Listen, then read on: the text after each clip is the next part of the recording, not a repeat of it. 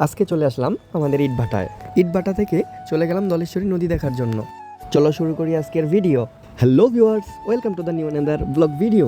আজকে মূলত যাব আমাদের ইটভাটায়। ইটভাটায় যাওয়ার মূল কারণ হচ্ছে আমার একটা জিনিস প্রয়োজন, ওইটা আনতে। কথা বলতে বলতে চলে আসলাম আমাদের রাস্তায়। আমাদের এদিকে বিগত 3 দিন ধরে ঝুম বৃষ্টি হচ্ছে, এখন একটু বৃষ্টি কমছে, তার জন্যই যাইতেছি। এইদিকে ইটের ভাটায় যেতে হবে এই মাটির রাস্তা দিয়ে। আর এই মাটির রাস্তায় বৃষ্টি হওয়ার পর প্যাক কাদায় ভরপুর। এই প্যাকের রাস্তায় যদি আমি চিত্তে পড়ি, আমার মাজা 2 ভাগ হয়ে যাইব। এইদিকে কথা বলতে বলতে চলে আসলাম ইটভাটার কাছাকাছি। তো ওই যে দেখা যাইতেছে আমাদের ইটভাটা। আর এই ইটভাটা মূলত 12 মাসে 6 মাস চালু থাকে, 6 মাস বন্ধ থাকে। আর এই বন্ধ থাকার কারণ হচ্ছে বর্ষার সময় ইট বানানো সম্ভব না, কারণ কিছুক্ষণ পরে পরেই বৃষ্টি হয়। আর এই বৃষ্টির দিনের পুরা ইটের ভাটার ভিউটা শুধু দেখেন, অস্থির লেভেলের এক ভিউ দেখা যায়। দেখতে দেখতে চলে আসলাম আমাদের ইটের ভাটায়। তো এখন উঠে গেলাম ইটের স্টেকের উপরে। স্টেকের উপর থেকে অস্থির লেভেলের এক ভিউ দেখা যায় ইটের ভাটার।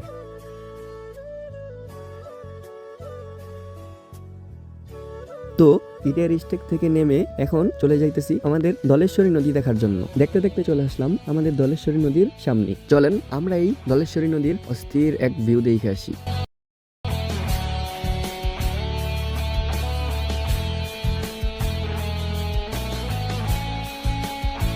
তো এই ধলেশ্বরী নদীর ভিউ দেখতে দেখতে আবারও ঝিরঝির বৃষ্টি শুরু হয়ে গেছে। তো এখন আর কোথাও দেরি করবো না, এখন ডিরেক্ট চলে যাব বাসায়। তো কথা বলতে বলতে চলে আসছি আমাদের ইটের ভাটার সামনে। তো আপনাদের বলছিলাম আমি একটা প্রয়োজনের জন্য আমি আসছিলাম ইটের ভাটায়। এই গ্যানিং মেশিন আমাদের বাসায় একটু প্রয়োজন ছিল, তার জন্যই নিতে আসছি। এইদিকে কথা বলতে বলতে চলে আসলাম আমাদের গ্রামের রাস্তায়। আমার এই ভিডিওটা যারা যারা দেখতেছেন ইউটিউব চ্যানেল থেকে দেখে থাকলে আমার ইউটিউব চ্যানেলটা সাবস্ক্রাইব করে আমার পাশেই থাকবেন। আর ফেসবুক পেজ থেকে দেখে থাকলে আমার ফেসবুক পেজটা ফলো করে দিয়েন। দেখতে দেখতে চলে আসলাম আমার বাসায়। তো আজকের ভিডিও এই পর্যন্তই। আপনাদের যদি ভালো লেগে থাকে লাইক, কমেন্ট, শেয়ার করতে ভুলবেন না। আল্লাহ হাফেজ, দেখা হবে কোনো নতুন ভিডিওতে।